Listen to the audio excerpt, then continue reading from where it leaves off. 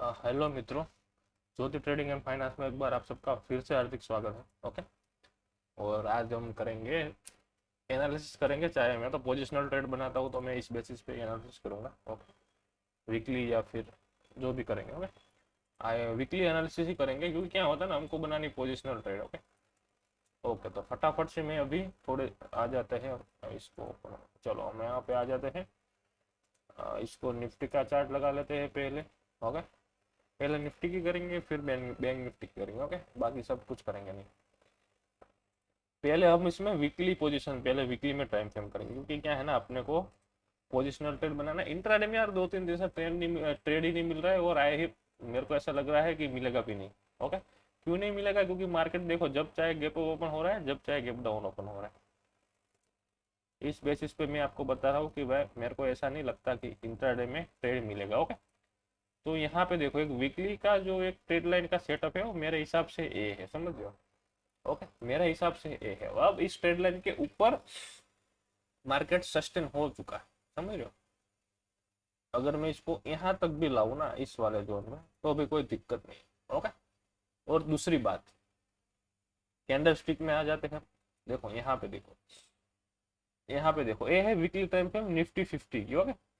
अगर मैं trade line को, ये जो मेरी ट्रेड लाइन है उसको मैं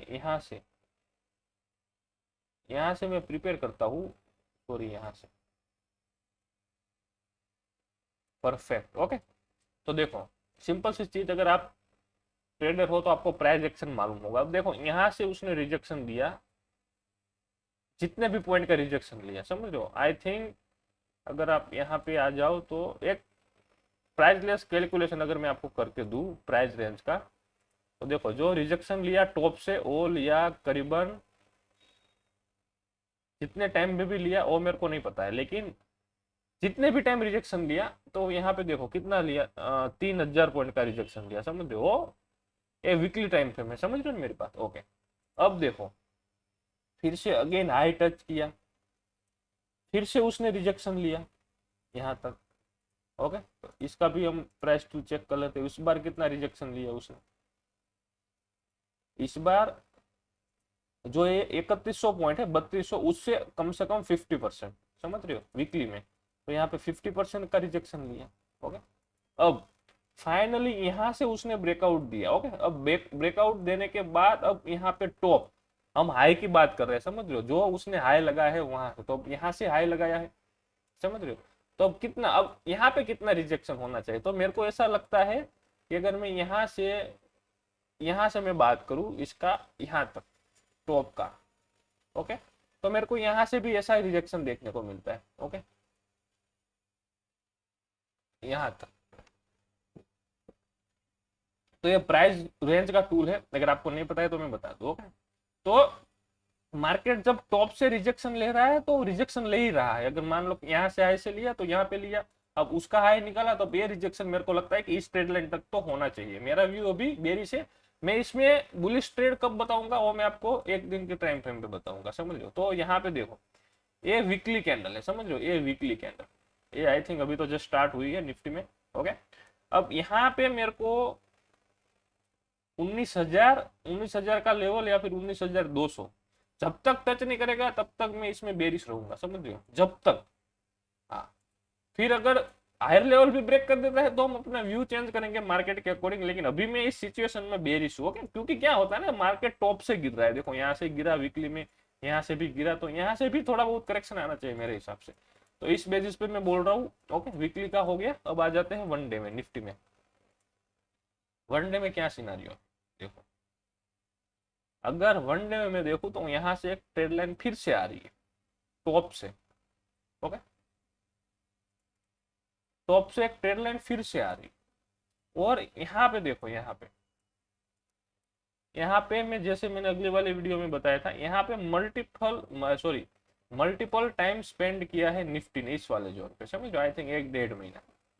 तो मेरे को ऐसा लगता है कि यहाँ पे क्या होता है ना, मेरा व्यू ऐसा है कि यहाँ पे कोई बड़ा ट्रेंड मेरे को नजर नहीं आ रहा है। 300-400 पॉइंट वो सब मिल सकता है, समझ लो। यहाँ पे देखो, मार्केट गैप अप हो गया, इंट्राडे में कोई ट्रेड नहीं मिला, फिर से गैप अप हो गया, कोई ट्रेड नहीं मिला, समझ रहे हो? तो दिक्कत ये है कि मार्केट गैप अप ओपन हो जा रहा है और प्राइस एक्शन के अकॉर्डिंग हम ट्रेड करेंगे तो हमको ट्रेड मिल ही नहीं रहा है। ओके, मैं 3 दिन से खाली बैठा हूँ और 3 दिन से मार्केट 300 पॉइंट भाग गया है, समझ रहे हो। तो मेरा व्यू ऐसा रहेगा कि अब मेरा का व्यू कैसा रहेगा सब। अब मेरा जो पर्सनल व्यू है कि मार्केट थोड़ा सा नीचे आएगा, इसी बॉक्स में थोड़ा सा वो करेगा, फिर इसको ब्रेकडाउन देगा या फिर उसका जो रजिस्टर है उसको सक्सेसफुल हो जाएगा रजिस्टर को तोड़ने में। ओके, या फिर ब्रेकआउट फेल भी हो सकता है और ब्रेकआउट भी हो सकता है, समझ रहे हो। तो मेरा पर्सनल व्यू ऐसा है। और अगर मैं मार्केट में कोई पोजीशन बनाऊंगा तो मैं यहाँ पे टॉप से शॉर्ट की पोजीशन बनाऊंगा। मतलब कि मार्केट ऊपर खुला, थोड़ा सा रिजेक्शन कैंडल दिखता है, मैं वहां से शॉर्ट करूंगा, नीचे आके प्रॉफिट बुकिंग करूंगा, फिर उसको यहाँ पे कोई ट्रेड में प्लान नहीं करूंगा, मैं ऊपर जाएगा फिर से शॉर्ट करेंगे जब तक हम बुलिश पोजीशन नहीं सोच लेते तब तक। ओके, और अगर यहाँ पे सिनेरियो चेंज भी हो सकता है। ओके, देखो अगर मैं पिछले डेटा की बात करूं, देखो यहाँ से ही मार्केट गैप अप ओपन हो रहा है, समझो। यहाँ पे 2-3 दिन स्पेंड किया, फिर धड़ाम से नीचे आ गया, तो यहाँ पे भी ऐसा ही हो सकता है। या फिर देखो यहाँ दो सिनारियो है, यहाँ पे गैप अप है तो यहाँ इसकी तरह गैप अप की तरह वो मार्केट ऊपर चला जाएगा, कोई ट्रेड ही नहीं मिलेगा, समझ रहे हो। हाँ, क्योंकि गैप अप में ऐसा होता है, जब अगर मार्केट बुल पोजीशन में जाता है तो ट्रेंडिंग में यार वो ट्रेड नहीं देता है। इंट्राडे में जो भी मिला जाए 20-25 पॉइंट ठीक है, लेकिन अगर इसकी तरह रहा ना, गैप अप करके हाई चला गया ना यहाँ तक, तो कोई ट्रेड नहीं मिलेगा। तो मैं इसलिए खाली बैठा हूँ, मेरे को लॉस नहीं करना है इसी मार्केट में, तो इसलिए कोई मेरा इसमें व्यू है नहीं अभी तक।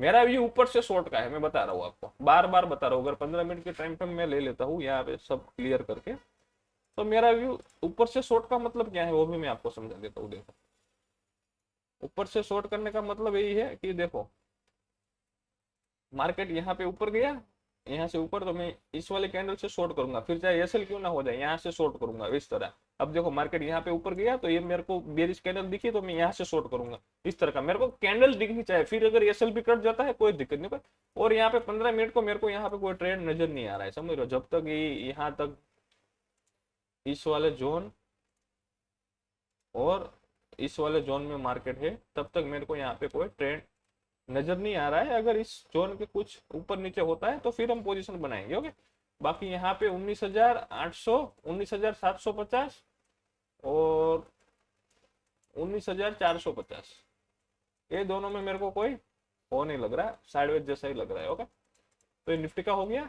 आ जाते हैं बैंक निफ्टी पे। कोई क्लियर व्यू नहीं है, लेकिन ऊपर से शॉर्ट का प्लानिंग हम कर सकते हैं।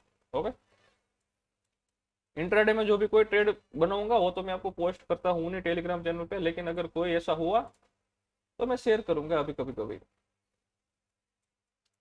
यहाँ पे देखो मेरे को बैंक निफ्टी में डबल टॉप क्लियरली लग रहा है, लेकिन यार इसका सपोर्ट ले लेगा तो दिक्कत हो जाएगी। अगर इसको ब्रेक डाउन करेगा तो भाई यहाँ तक का टारगेट है भाई, 42,500 का मेरा व्यू मेरे को दिख रहा है। क्योंकि यार वीकली में डबल टॉप बन रहा है ना, वीकली में डबल टॉप बन रहा है, मतलब वो गिरेगा। कहाँ तक गिरेगा? पिछला स्विंग लो के तक गिरेगा, यहाँ तक गिरेगा। लेकिन मैं यहाँ तक गिरने की उम्मीद तो नहीं है मेरी, लेकिन अगर 43,000 जो मेरा टारगेट है, मैं बार बार 43,000 सी को शॉर्ट करता हूँ, आपको पता ही है, तो वो वहां तक गिरेगा तो मेरे को बहुत अच्छा होगा कि भाई अपना एनालिसिस सही रहा। लेकिन अब इसका ब्रेकडाउन होने का मैं वेट करूंगा। 43,800 का मैं इसके नीचे डेली टाइम फ्रेम क्लोजिंग देता है, मैं 43,000 का ट्रेड बनाऊंगा आने वाले दिनों में। सी शॉर्ट करूंगा 43,000 के, 1000 पॉइंट आईटीएम सेल करेंगे। वनडे में देख लेते हैं पहले। वनडे में जैसा मैंने निफ्टी में बताया यार, ये बॉक्स में क्लोज है, अगर बॉक्स का ब्रेकआउट मिलता है तो उसी दिन ट्रेड करेंगे हम। जिस दिन बॉक्स का ब्रेकआउट मिलेगा ना, अगर ऊपर साइड की तरफ मिलेगा तो बुलिश ट्रेड बना के जाएंगे, डाउन साइड मिला तो बेरिश ट्रेड बना के जाएंगे। इस वाले बॉक्स की बात है। और इस बॉक्स की रेंज कितनी है आप एक बार अंदाजा लगा लो, 1000 पॉइंट की रेंज है, समझ रहे हो। मेरे को पोजिशनल ट्रेड में 1000 पॉइंट भी मिल जाते हैं तो मैं अच्छा खासा प्रॉफिट में रहता हूँ, समझ रहे हो। 30-32 हजार प्रॉफिट में रहता हूँ। लेकिन इसमें क्या होता है ना, देखो इसमें कैसा होता है, मार्केट यहाँ पे क्लोज हुआ, कल 300 पॉइंट गैप खुल गया और वहां से 200 पॉइंट चला गया, तो आपको ट्रेड नहीं मिलेगा। अगर पोजिशनल है तो, इंट्राडे में है तो मिलेगा, तो 500 पॉइंट तो वैसे भी हो गए, फिर भी 200-300 पॉइंट गैप हो गया, तो इस तरह से ट्रेड नहीं मिलता है। बाकी वरना प्राइस एक्शन के अकॉर्डिंग चाहिए तो ट्रेड मिलता है, लेकिन ये गैप अप और गैप डाउन में ट्रेड नहीं मिलता है, समझ लो। पोजिशनल ट्रेडर है उसको दिक्कत होती है, इंट्राडे वालों को बेस्ट है गैप अप और गैप डाउन, समझ लो। तो अभी इसमें तो देखेंगे यार, इसमें मेरा व्यू भी बेरिश है, सब में मेरा व्यू बेरिश है, लेकिन ट्रेड मिलता है और प्रॉफिट कमाता है तब आपको पता चलता है कि व्यू कितना सही है, समझ रहे हो। बाकी बोलना तो इजी है। मैं यहाँ पे आज एनालिसिस करने वाला था नहीं, लेकिन अब मेरे पास कोई ट्रेड है नहीं और वीकली का टाइम है, छुट्टी है, तो मैंने सोचा चलो थोड़ा सा एनालिसिस भी डाल देते। और मैं इंटरडे में कब ट्रेड लूंगा, जब इसके ऊपर ब्रेकआउट करे और इसके नीचे ब्रेकडाउन करे, ओके, तब मैं इंटरडे में छोटी सी क्वांटिटी शॉर्ट करूंगा। 44,700 और डाउन साइड 44,200, 800 पॉइंट की रेंज है, ओके, यहाँ से देख लो, सॉरी 500 पॉइंट की रेंज है। अगर इसी के बीच में रहता है तो कोई ट्रेड नहीं करेंगे, जब तक इसके बीच में है तब तक हम लॉस को अपना बचा के रखेंगे, ओके। तो यही थी हमारे वीकली एनालिसिस। अब देखते हैं आगे, जब मैं ट्रेड बनाऊंगा तब मैं टेलीग्राम चैनल पे शेयर करूंगा। अभी मेरे पास कोई ट्रेड है नहीं, और जो मैंने पिछली वीक जो सेंसेक्स एक्सपायरी का ट्रेड लिया था उसमें हमने लॉस बुक किया था, ओके, और रील्स आपने देखी होगी, मैं अपलोड कर दी थी, ओके। तो आई होप कि आपको ये वीडियो अच्छा लगा हो, तो वीडियो को लाइक करो, शेयर करो और चैनल को सब्सक्राइब भी कर दो, ओके। मिलते हैं मंडे को।